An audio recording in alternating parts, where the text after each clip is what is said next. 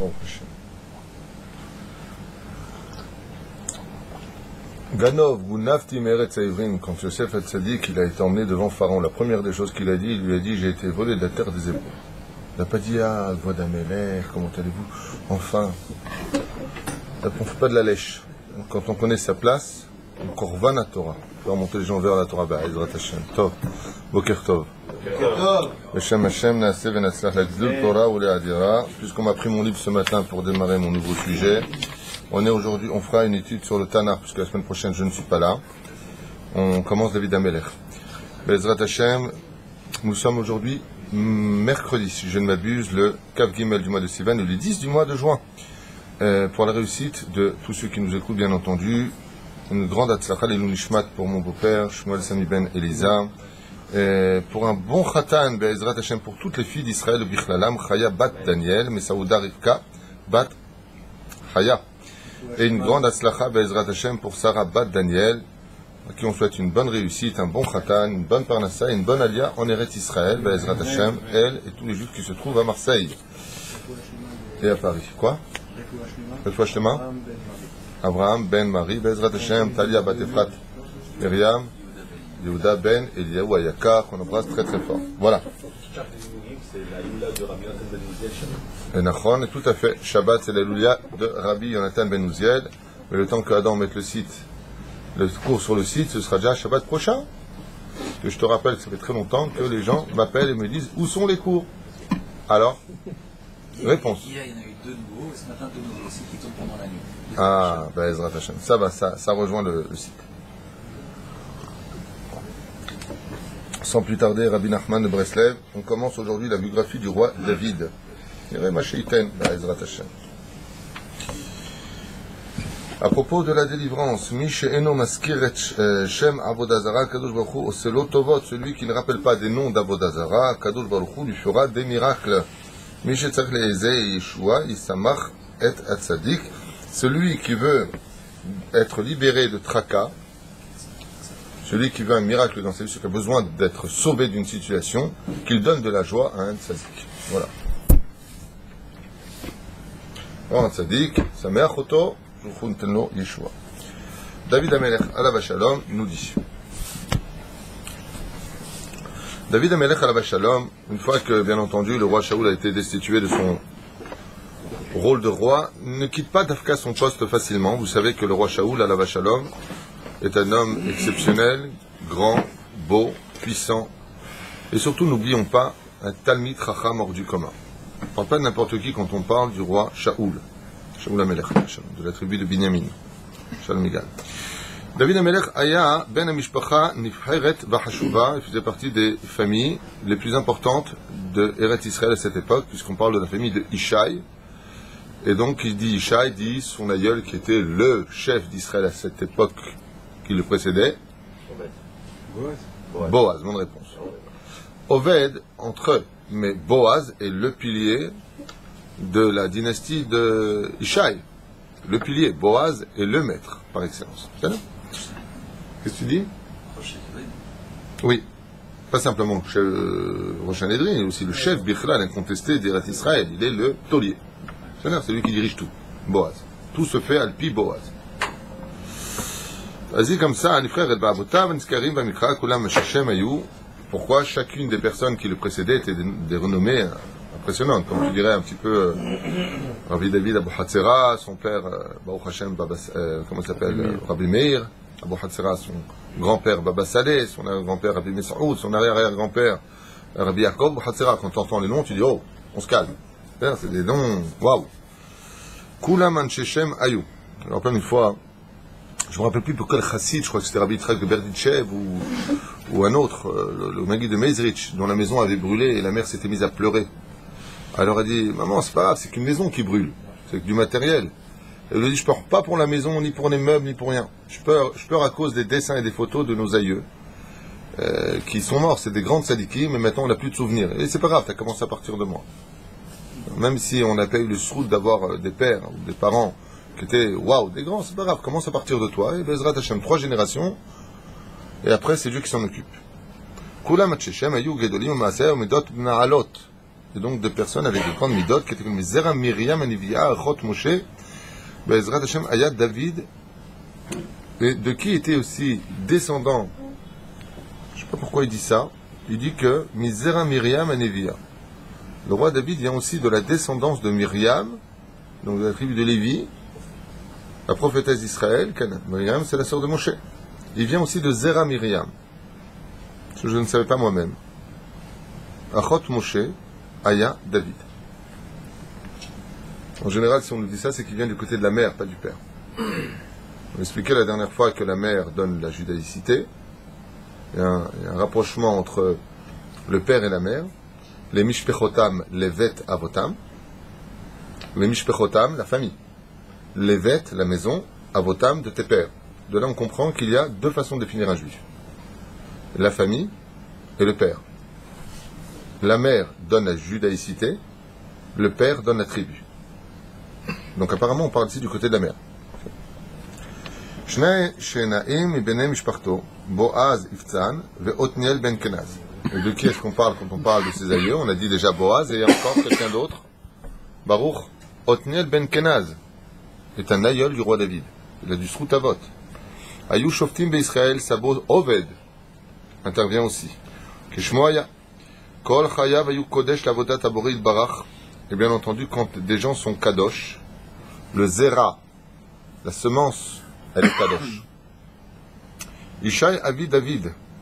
Ishaï a une particularité qu'on retrouvera chez quelques tzadikim seulement, 10. Il y en a qui disent 4. Quelle est leur particularité? Éphémère. Ishaï fait partie des tzadikim qui n'est jamais fauté de toute leur vie.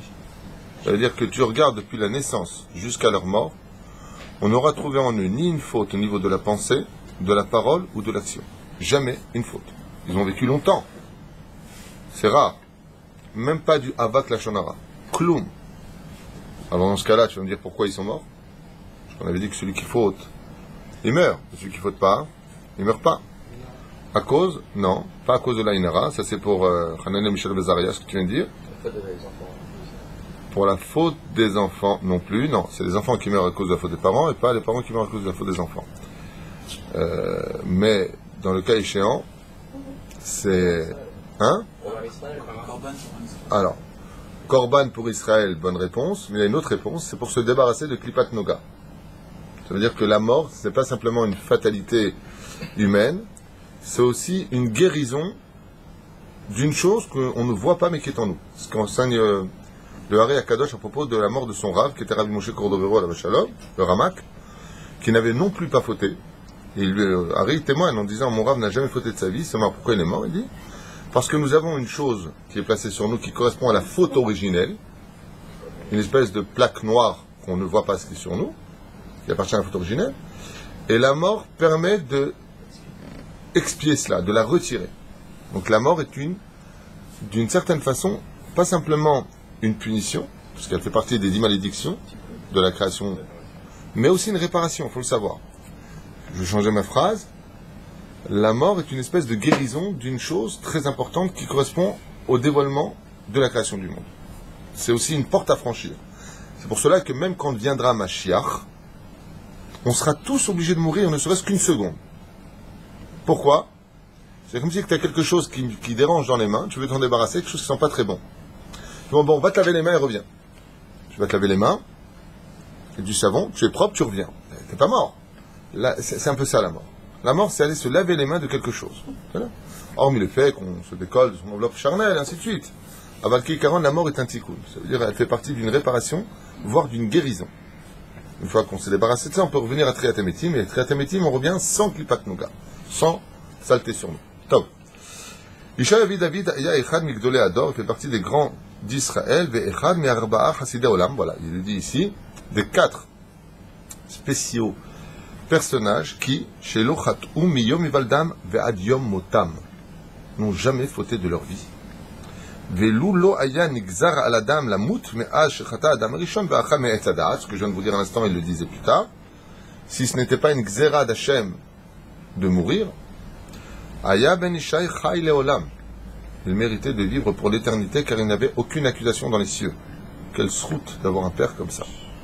Baharit hayamim atid ou liyot echad mishmonat anesichim asher ishletu al olam. Il fera partie à la fin des temps des vies dirigeants de ce monde qui dirigeront le monde entier. On verra de quoi on parle plus tard. Lifnei shonala David Avashalom natnu lo mishamaim shalosh shaot chaim bilvad. Là, vous savez qu'on rentre dans une situation de calcul de réincarnation. C'est que le roi David, à la base, ne devait vivre que 3 heures. Shalosh shaot bilvad. Ça veut dire quoi 3 heures? Il ne devait vivre que pour un potentiel où Adam Arishon a été créé 3 heures avant l'entrée de Shabbat. C'est là. Et le roi David est une partie de Adam Arishon. Omer, Ela shekibel et shenotav mi Adam Arishon. Seulement le premier homme de l'histoire, Adam Arishon, lui a donné, vous savez tous, 70 ans de sa vie, qui en fin de compte vont être perdus. Ils vont être perdus et vont être récupérés par 4 autres personnages. Ils vont redonner, eux, 70 ans de vie. C'est qui ces personnages? Abraham, Yitzhak, Yaakov et Yosef. Ils vont donner de leur vie au roi David pour qu'il puisse vivre.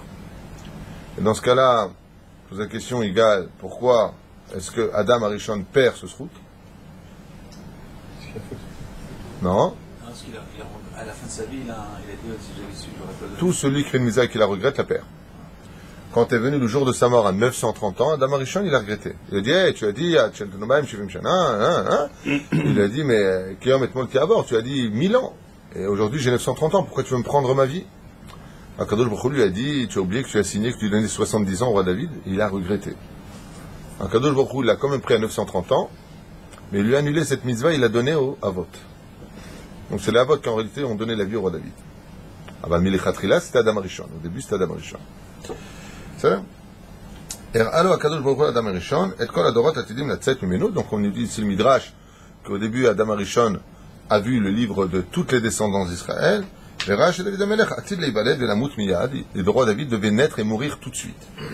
ביקש אדם הראשון מהשם לקחת ממנו 70 שנה ולתת לו אותם לדוד, ולפי בקשתו אדם הראשון הכניס הקדוש ברוך הוא בדוד נשמה גדולה. Et donc par rapport à la prière de Adam Arishon, la dimension du roi David a grandi pour une vie de 70 ans. מתוך היכל הזמרה, ולקח אלוקים כל ציוצן של ציפורים, כל יבשת הרוח הנשמע בין ענפי העצים, כל אמיית מעיינות זקים, שירת הזוכים לישועת השם, וכל זמרת תודתם, ומכל זאת עשה נשמה שאין כמוה. Qu'est-ce qu'a fait Akadosh Baruch Hu pour cette âme qui devait naître et mourir? Il a pris de 4 dimensions différentes du Gan Eden des voix qui chantaient, des voix spéciales qui chantaient, par lesquelles il a formé une neshama unique dans l'histoire qui est celle du roi David. Où il y a Tsar mi Adam Arishon, et on nous dit que la neshama du roi David vient des chants du Gan Eden. Donc on ne s'étonnera pas de comprendre le livre des Teilim. C'est là? Le roi David savait qu'il avait 70 ans. Je pense que oui. Mais il ne savait pas quand. Et c'est une chose qu'il demandera à Dieu. C'est là? Nishma David Amelech al Vashalom, Naim Zemirot Israël. C'est pour cela qu'on appelait le roi David Naim Zemirot Israël. Naim c'est quoi? D'où le bon, l'agréable.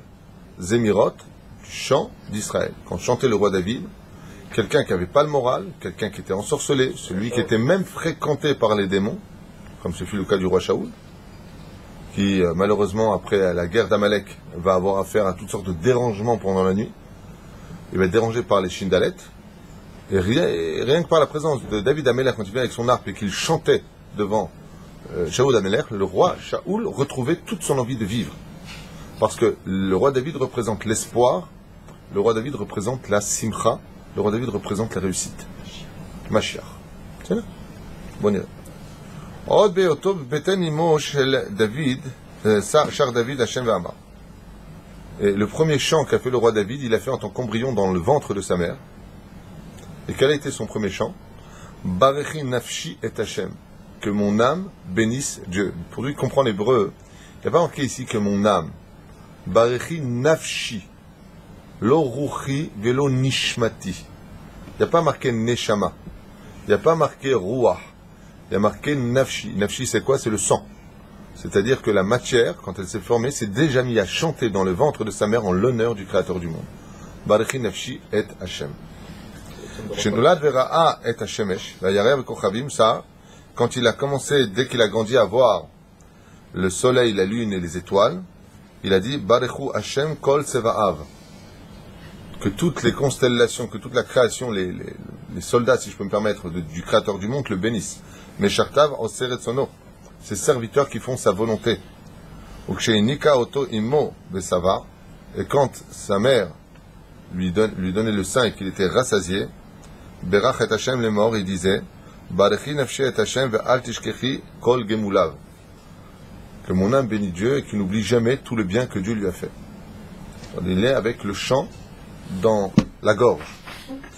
David Anahar aya yefé mar'e, et on commence maintenant, on peut rentrer dans les détails de la vie du roi David. Ça vous intéresse? Amelech David. Le roi David, sachez une chose, fait partie des personnages qui ont certainement le plus souffert de l'histoire de l'humanité. C'est un homme qui n'a jamais eu de repos. Jamais, jamais, jamais. Jamais. Tout ce qu'il faisait, on lui discutait. Tout ce qu'il demandait, on lui refusait. Il a eu une vie extrêmement difficile. Même du Créateur du monde, ça n'a pas été facile. Il a voulu construire le temple. Dieu lui dit, tu peux pas, t'as les mains qui sont pleines de sang. Moi, je sais pas, j'aurais été le roi David, j'aurais dit, mais c'est toi qui m'as demandé de défendre les Israéliens. On est attaqué par les Philistins, on est attaqué par les Ammon, Moab, on est attaqué partout. Je les défends, tu me dis, même quand il faisait, c'est pas bien. Le roi David avait une situation très difficile. C'est souvent quand ça va pas dans la vie d'un homme qui croit que sa vie elle est noire, qu'il étudie la biographie du roi David et après il verra si sa vie elle est noire. Sa vie à lui a été très dure et pourtant elle a été accompagnée de chants jusqu'à ce qu'il ait composé les 150 Teilim. Bon iré. David Anahar aya yefé mar'e, il est né extrêmement beau, navon, particulièrement intelligent, vetov lev ad me'od, et d'une bonté, d'une générosité comme peu d'hommes. Et ça commence mal pour lui, parce que malgré toutes ses qualités, il n'était pas aimé du tout, ni de ses frères, ni de son père. Et je peux vous dire qu'un enfant qui grandit sans l'amour de son père, crée en lui une espèce de ruine éternelle. Hein? Le Midrash Shmuel nous dit qu'effectivement, son père lui disait qu'il était bâtard. Haz ve-shalom. Comment c'est possible? Maya. Alors, puisque tu as lancé le mot sur ce sujet-là, je voudrais le développer à un autre degré. Effectivement, Ishaï va voir la servante et lui dit qu'il veut se marier avec elle. Et à l'époque, on ne sait pas comme aujourd'hui tout ça. Et il lui a dit, Bia. Et il lui a dit, ce soir, je viendrai vers toi. Qu'est-ce qu'a fait la servante? Elle est partie voir la femme de Ishaï et lui a dit, les intentions de votre mari ce soir seront de rentrer dans ma maison, là où vous me logez, et de venir vers moi. On ne parle pas d'homme à femme ici, faites attention. On parle de gens qui ont le roi HaKodesh au-dessus d'eux, qui voient la Shrina, qui ont un très haut degré spirituel. On ne parle pas d'homme à femme. Ce n'est pas des envies bestiales, ça n'a rien à voir. Qu'est-ce que va faire la femme de Ishaï, dont on verra le nom plus tard? Elle va dire merci bien, ce soir je te libère, va dans ta famille, moi je prendrai ta place. Ishaï rentre dans la maison de la servante, bien entendu on n'a pas le droit de se nier à sa femme s'il y a de la lumière, et rentre dans les draps. Pour vous dire qu'en fin de compte, des Rachagav, je fais une parenthèse importante, ça sert à rien de tromper sa femme, vous voyez que c'est que du fantasme. Une femme reste une femme. Il pensait être avec la servante, et il était avec sa propre femme. Quelle différence, il n'y en avait pas. Juste une parenthèse. Ils sont dans un Kodesh. Pour la servante. Alze Elohaya. C'est comme Yaakov Avinu qui partait avec Léa. Il n'a pas vu que c'était pas Rachel. Non, Kadosh Baruch Hu mastir. Dieu il cache des choses. Résultat des courses, écoutez bien. Il est parti avec sa femme pensant que c'était la servante. Et comme il s'unissait une fois tous les, je ne sais pas combien, 3 mois plus tard, sa femme a le ventre qui gonfle. Il dit, mais moi, ça fait plus de 6, 7, 8 mois que je ne t'ai pas touché. Comment se fait-il que tu sois enceinte? Apparemment, cet enfant-là, il vient d'un autre homme. Et la femme était Me'od Sanoua. Elle a baissé la tête, la mère de David à Melech, et elle a eu honte de ce que lui a dit son mari. Comment tu peux l'archot bima? Alors elle lui a expliqué la vérité. Et toute la vie de Ishaï, son père, il y a eu un doute. Et elle lui a dit, n'est-ce pas toi qui as dit à la servante de quitter de venir ce soir vers elle? Sache que ce n'était pas elle, c'était moi. Et je suis enceinte de ton fils. C'est pour ça que Ishaï fera teshuva à quel moment?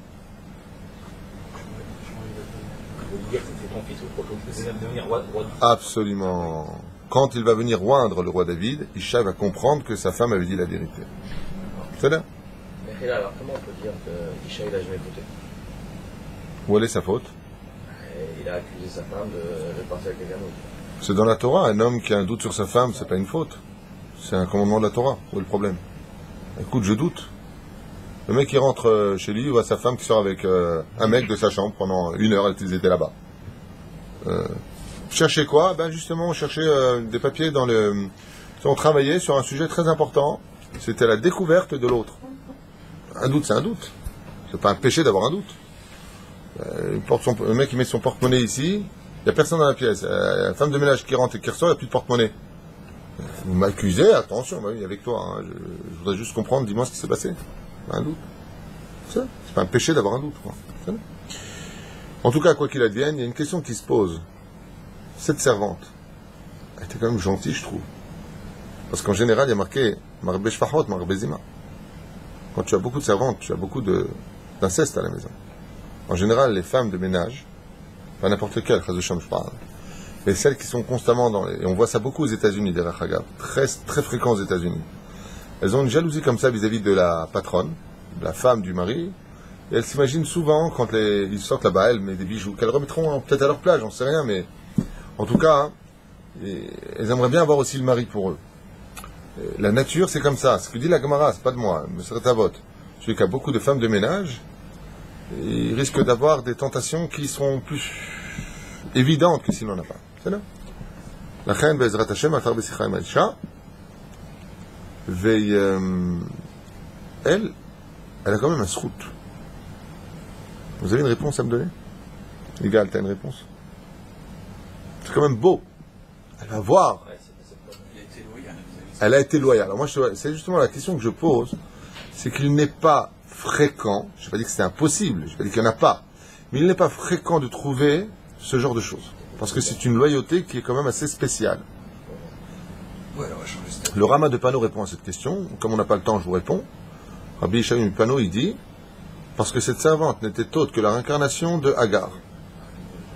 Et que comme Hagar s'était vantée d'être enceinte devant Sarah et Menou, et que Sarah s'est réincarnée au niveau du Nitzotz dans l'âme de la mère du roi David, Hagar avait un tikkun à faire. Et son tikkun, c'était de s'annuler, de se réparer, pour que maintenant son mari, le mari de sa maîtresse, retourne avec elle et non pas avec lui. Parce que quand Hagar était sur le ventre de Sarah et que Abraham était sur Hagar, Hagar se vantait de sa possibilité d'avoir des enfants face à Sarah qui ne pouvait pas avoir d'enfants au début. On a vu que même Sarah a mis l'Aïnara sur Hagar et qu'elle a perdu sa première grossesse. À la deuxième grossesse, elle a tellement eu peur, Hagar, qu'elle s'est calmée. Mais elle n'a pas hésité à dire, en tout cas moi, Abraham, il est venu vers moi. Cet orgueil déplacé, alors qu'elle n'était que la servante de Sarah, la mettra dans une situation de réincarnation où cette fois mise à l'épreuve, elle fera teshuva. Et alors que Ishaï, maître d'Israël à cette époque, proposera, avec le roi Shaoul bien sûr, proposera de venir vers elle, elle s'effacera pour laisser la place à la maîtresse. Elle rend l'appareil à Sarah et Menou dans la réincarnation. C'est là, Rama de Pano. Tov, bli yedidim ou bli ahavat achim, aya David mitboded. Et le roi David n'avait ni ami, ni frère, alors qu'ils étaient quand même 7-8, ni même père avec qui parler. Il était seul. Il a grandi seul dans des champs, tout seul, pas avec les oiseaux. Pas comme une éducation tunisienne, mon amour, viens, j'ai envie de te manger comme ça. Rien. Ni j'ai envie de te manger, ni j'ai envie de t'embrasser, ni je te prends dans les bras, ni je te berce, ni tu m'intéresses, ni tu es présent. Rien. Et de là, il dirait une phrase très connue. Quand il deviendra roi d'Israël, il va dire une phrase qu'on dira d'ailleurs à tous les Hallel. Vas-y, Igal. Even ma'asu abonim ma'ital rosh pine. Qu'est-ce que veut dire le roi David? Je n'étais qu'un caillou que l'on baladait sous les pieds de mes frères, en d'autres termes. Je n'étais rien à vos yeux. Even ma'asu abonim. Ma'asu, ça veut dire un caillou que l'on dénigrait. Ha'ita le rosh pina. Et Dieu a fait de moi la tête de la montagne. J'étais un caillou sur terre et je suis devenu le sommet de la montagne. C'est ça? Quel était son rôle? À qui? Il en a eu plusieurs. Il y a Yechotofel, Mephi-Boshet, Doeg Adomi. Il était petit comme ça, c'était qui? Bon, dirait. Achim Aya David mitboded archek mimakom yishu veroe tzon. Aviv bamidbar. Non seulement il n'était pas aimé, mais il était même carrément éloigné. C'est-à-dire, tu gardes le troupeau de tes frères. Reste là. Qu'est-ce qu'il lui disait, son père? Va dans le désert, là-bas, dans le désert. Qu'est-ce qu'il y a dans le désert? Des serpents, des scorpions, des shindalettes, des esprits. Tout ce qu'il faut. Va là-bas, toi, va. Et pourquoi il lui disait ça? Parce que comme un mamzer n'a pas de tikkun, un mamzer, celui qui est né bâtard, une femme mariée qui a eu un enfant d'un autre homme, chas shalom, cet enfant est mamzer et n'a pas de réparation. Il peut faire tchouva autant qu'il veut. C'est pas qu'il n'y a pas de désespoir, mais il pourra se marier ou avec une mamzerette, et il faut qu'ils s'inscrivent à la Rabbanou. Et donc là-bas, ils ont la liste des mamzerim et mamzerot, et là-bas, ils feront leur shidduchim. Eux, leurs enfants. Les enfants. Ou une convertie. Ou ça, c'est un tikkun. Hein? Même après 3-4 générations, c'est parfait. Après 1 milliard de générations. Zelo oler. Ad bo goel tzedek. C'est pour cela qu'une femme. Pourquoi on parle des 40 jours dans la Gemara? Une femme qui est enceinte à partir de 40 jours. Et d'ailleurs, je fais une parenthèse importante grâce à ta question. Souvent, on vient me voir avec cette question. Malheureusement, aujourd'hui, aller au lit, c'est comme si tu dis bonjour, ça va, tu vas bien. C'est une banalité de coucher les uns avec les autres. Et il arrive que des femmes tombent enceintes, ou même des jeunes filles de 15-16 ans tombent enceintes. Et puis ils viennent me voir avec cette question, pas une fois, deux fois, hein. On vient souvent me voir, enfin souvent, tout est relatif, les filles d'Israël sont pures, qu'on ne fait pas d'amalgame. Mais en disant, je viens d'apprendre que je suis enceinte, ça fait juste 3 semaines, ça fait pas 40 jours, je peux l'enlever. Je le dis une fois pour toutes. Ma pitom. Avorter, c'est un meurtre. Nekuda. Alors dans ce cas-là, d'où est-ce que ça vient cette histoire de avant les 40 jours et après les 40 jours? Comme par exemple pour le pidyon nefesh, pidyon aben. Si la femme, elle a perdu le petit, c'était avant 40 jours, on peut faire le pidyon. Si c'est après les 40 jours, on ne fait pas de pidyon aben. Il y en a qui vont faire mina, ils vont pidyon aben sans bracha. C'est-à-dire, avec la bracha baruch kushatsur. C'est-à-dire. Alors maintenant, comprenez une fois pour toutes, une femme qui est enceinte, une jeune fille qui est enceinte, n'enlève pas cette âme qui est ici. Même si tu avant les 40 jours, tu n'as aucun droit de le retirer. Ma pitom. Dans quel cas cela se discute? Si vraiment, de façon certaine, on sait que cet enfant a un problème physique, un très gros problème qui, bémet, risquerait d'être un handicap énorme pour lui, là, il faut aller voir un chacham. Je ne parle pas d'un baba, un mec qui a une grande barbe, qui se déjà là-bas, qui se la joue. Un vrai talmid chacham. Un homme de Torah, un homme qui connaît le Shulchan Aruch, un homme qui est baki, qui étudie toute la journée, qui dirige les kolélim, un vrai talmid chacham. Aujourd'hui, il faut faire attention à ça. Tu vas le voir, et là, lui te dira si oui ou sinon par rapport à la gravité de la chose. Deuxième cas, c'est si l'enfant est un mamzer. La femme est tombée. Pourquoi? Parce que d'un côté, elle a manqué des mounas, de l'autre côté, son mari n'a peut-être pas été à la hauteur de ses espérances. Je ne veux pas justifier, mais il est important qu'un homme dise à sa femme combien elle est belle, combien il l'aime. Sinon, c'est un autre qui le fera et il se passera des dégâts, comme on l'a vu souvent. Donc, ça veut pas dire que la femme qui trompe son mari, chas v'shalom, elle a des justificatifs. Mais il faut aussi que le mari se remette en question. Est-ce que moi aussi j'étais à la hauteur? Est-ce que moi j'ai été un homme comme la Ketouba me demande d'être dans ce monde? De te gâter, de te vêtir, de te donner de l'argent, de te donner un toit. Est-ce que j'étais un homme à la hauteur? L'homme a des obligations. Quoi qu'il advienne, ça ne justifie pas. Hein. Je ne suis pas en train de dire que ça justifie. Simplement qu'il y a des choses que l'homme se doit de vérifier dans sa vie. Bezrat Hashem. Dans le cas où la femme enceinte, mariée à un enfant, comme cet enfant-là n'a pas de tikkun, si c'est avant les 40 jours que c'est découvert, un chacham, une fois de plus, dira si oui ou non on peut l'enlever. Dans ce cas-là, comme avant 40 jours, on considère qu'il n'a pas encore le nefesh à l'intérieur, on ne retirera que de la matière, entre guillemets. Mais c'est que pour ce cas-là. Ah oui, un petit tour, voilà, vous savez, je suis enceinte. Qu'est-ce que j'y fasse? Est-ce que je peux le retirer? Ma pitom, que tu aies 15 ans, 14 ans, 16 ans, ma pitom que tu le retires. C'est pas shoot, hein? Retzach. Quand on s'étonne plus tard que les gens n'arrivent pas à voir ça, c'est un mirchof. Vous savez, le Hari Akadosh, il faut dire les taken, c'est tikkun gadol meod. C'est pas stam. C'est comme une boue sur le chemin du mazal d'une personne. Le mazal, il monte pas. Ça peut être dans la parnassa, ça peut être dans le zivouk, ça peut être dans la santé. L'oler, tidou lachem. C'est pas une blague. Faire un tikkun. Beaucoup de teilim, bémet, pleurer, ne plus jamais recommencer cette erreur. Aujourd'hui, on est dans le monde où l'avortement, il n'y a pas de problème. Ici, ils vont à Tel Aviv, tranquillement, ils sont enceintes. Hop, on tire la jambe, on tire le bras, on tire la tête. C'est pas une blague. Vous n'avez jamais vu ce que c'est un avortement. Nora ve'ayom, Shem Ishmo ve'rachem. T'as fait un gosse, tu le gardes. Prends tes responsabilités un peu. Voilà. Hashem Gadol Manasseh. Le mieux, tu te préserves. Pas par des des miniotes. Préserve Perouche Adava. Si le mec, il t'aime tellement, t'es la femme de ma vie, hein, tu dis pas de problème, on se donne rendez-vous sous la choupa.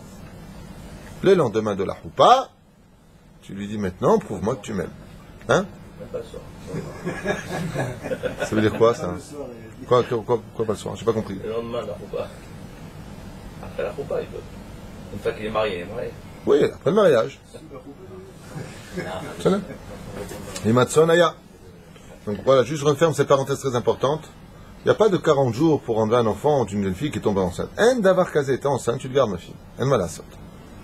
Bezrat Hashem, tu l'aimeras, tu le feras grandir, et t'inquiète pas, Hashem, il pardonne la teshuva, et de qui plus est, c'est ton enfant. C'est là. Et le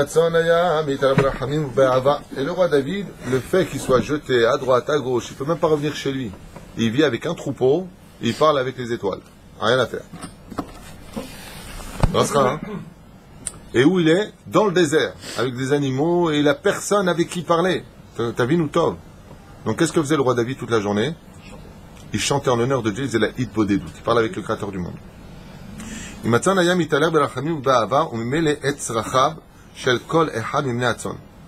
Et donc, qu'est-ce qu'il faisait particulièrement? Il observait constamment qu'est-ce qu'il pouvait faire pour améliorer la vie de son troupeau, parce que c'est tout ce qu'il avait. Il avait un céder. D'abord, il s'occupait des petites chèvres, des bébés. Pour voir, d'abord, pour les pâturages. Il retenait les autres, qui ils mangent d'abord. Et ceux qui étaient faibles. Et ceux qui étaient forts, eh bien, vous broutez pas pour l'instant le peu d'herbe qu'il y a. Et pourquoi c'est si important qu'on nous donne des détails sur le troupeau du roi David? Franchement. Attention. Parce que s'il était capable de... C'est tellement évident. Des trucs du troupeau, alors à savoir combien de son peuple il va être. Absolument. Et vous remarquerez, le fémérone, s'il est capable de faire attention au troupeau, de laisser manger le meilleur de l'herbe pour les petits, de retenir les autres, si tu sais faire tellement attention à des animaux, à plus forte raison à mon peuple. Et vous remarquerez que tous les grands d'Israël ont été élus, mais que d'abord ils étaient bergers. Moshe Rabbeinu a été élu parce qu'il était berger. Quand est-ce qu'Abraham a découvert Marat Marpella et qu'il a pu monter de degré? Parce qu'il courait après le veau qui s'était barré, je sais pas, McDonald's. Ouais, il s'était barré, et au lieu de le frapper, comme moi je l'aurais fait, j'aurais déchiré le veau. Il a couru jusqu'à Hebron, Beersheba, Hebron. J'arrive déjà, je fais un barbecue sur place. Et lui, qu'est-ce qu'il a fait, Abraham Avinu? Il l'a porté en disant, le pauvre, il doit être fatigué avec ses pattes. Moi aussi, je le ferai, je vous dis la vérité. D'abord, je mets une wahat teraha. On ne se rend pas compte. Mais fais attention parce qu'il y a des fois de l'amour qui vient du Yetzer Hara. Il y a des gens qui vont acheter des steaks à leurs chiens, mais qui ne donneront pas à un pauvre. Faire très attention à cela. On parle d'évolution spirituelle, minérale, végétale, animale, homme. Il y a des gens comme les Allemands, Marchemin Bezichram, qui avaient plus d'amour pour leurs bergers allemands que pour les êtres humains. Il y a même des imbéciles qui donnent des héritages à leurs animaux au lieu de le donner à des vrais pauvres qui ont vraiment faim dans ce monde. Anashim tipshim, des gens vraiment stupides. אחר כך הוציאה את הישים, המבוגרים ומאכילם, אמצא את העצבים שאינם רכים, ולבסוף הוציאה למראה את כל הישים הצעירים. Donc il y avait une hiérarchie, d'abord les plus faibles, les petits, les moyens, et enfin les forts. אלא אשר כוחם מפיהם, והם אכלו את כל השורשים העננה, כיוון שראה הקדוש ברוך הוא את הנהגתו, את צונו יודע ולראות, יבוא ויראה את עמי. Si tu es capable de t'occuper d'un troupeau de telle et telle façon, il est certes évident que tu sauras diriger mon peuple, Be'ezrat Hashem, de la même façon, avec justice et hiérarchie, Be'ezrat Hashem, selon le besoin de chacun d'entre nous. Baruch Adonai L'Olam, Amen, Ve Amen. Kol Tov.